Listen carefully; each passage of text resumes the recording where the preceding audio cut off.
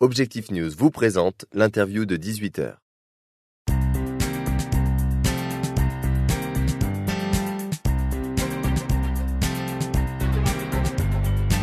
Bonjour à tous, bienvenue sur objectifnews.tv. Nous sommes aujourd'hui en compagnie de Gérard Poujade, conseiller régional socialiste, également président de l'ARP, l'Agence régionale pour l'environnement. Bonjour. Bonjour.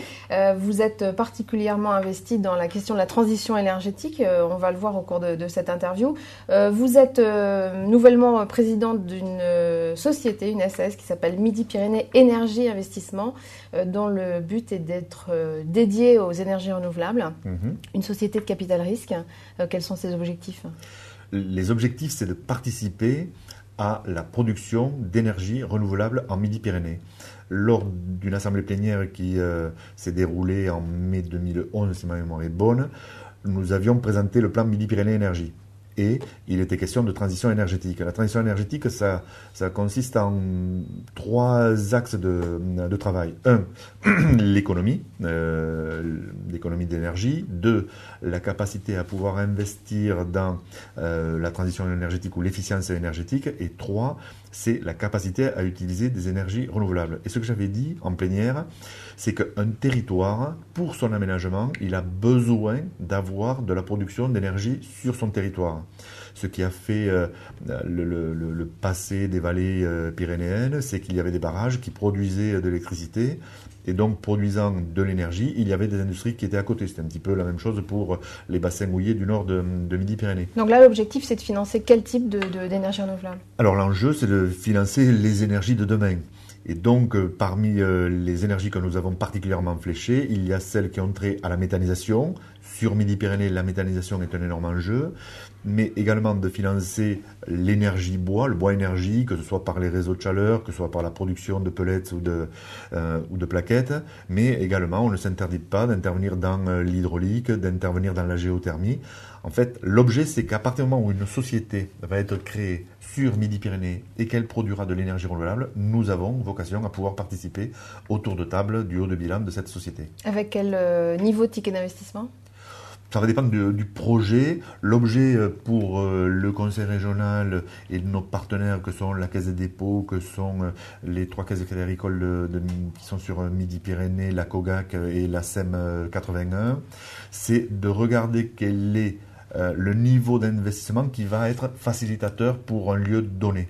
L'objet, nous n'avons pas vocation à devenir majoritaire dans un projet pour prendre le leadership du projet, mais entre le 1% et 50% de participation, on ne s'interdit rien.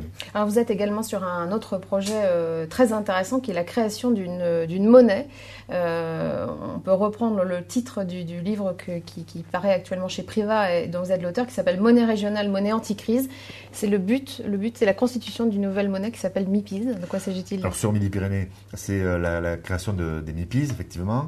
L'objet, c'est de créer une monnaie qui ait vocation à financer la transition énergétique pour les particuliers, pour les TPE. Il existe beaucoup de dispositifs d'aide pour les particuliers, enfin beaucoup, il y en a peut-être même d'autres qui sont à imaginer, d'après ce que je crois comprendre des mesures gouvernementales qui sont en cours, mais également pour les TPE, de telle sorte que par le biais de cette monnaie, on puisse avoir droit à des prêts à taux zéro pour rénover énergétiquement, qui une maison, qui un appartement, qui un magasin, qui des bureaux, de telle sorte que cet outil-là soit facilitateur pour la consommation énergétique de la région. Mais est-ce que ça veut dire que c'est une monnaie alternative qui a une visée politique ou c'est quelque chose qui est plutôt pratique ?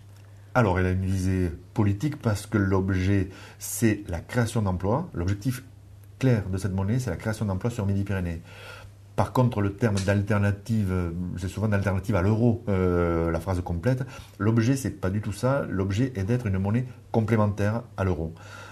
Par une rotation plus élevée de la circulation qu'il y a dans une monnaie complémentaire, l'objet, c'est de créer du produit intérieur brut local, supplémentaire, et donc de créer de l'emploi. Mais cette monnaie a vocation à être à parité avec l'euro, elle a vocation à être 100% numérique, et elle vient comme un complément à l'euro qui remplit par ailleurs bien d'autres fonctions bien utiles au quotidien. Donc cette initiative dont vous êtes à l'origine, elle suscite de la curiosité, de l'intérêt parmi l'écosystème à Toulouse ? Alors, je crois qu'on est passé de la curiosité à l'intérêt. Parmi les partenaires qui sont intéressés, la Chambre de commerce et industrie régionale est intéressée et veut participer à ce projet, mais également l'Union régionale de la CFDT, l'Union régionale des coopératives, la Fédération régionale des travaux publics, enfin, des partenaires de nature très diverses et variées. Nous avons déposé le siège de l'association de promotion des monnaies régionales, parce que c'est un projet qui a vocation à être essaimé au niveau national dans chacune région, est à l'Union régionale des SCOP. Donc un intérêt marqué. Nous allons créer l'association de préfiguration de la monnaie midi-pyrénéenne fin septembre, début octobre, à partir du moment où nous aurons 100 entreprises ou associations qui seront adhérentes.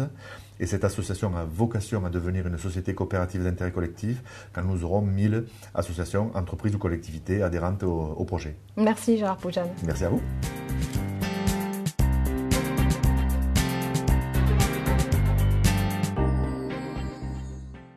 Objectif News vous a présenté l'interview de 18h.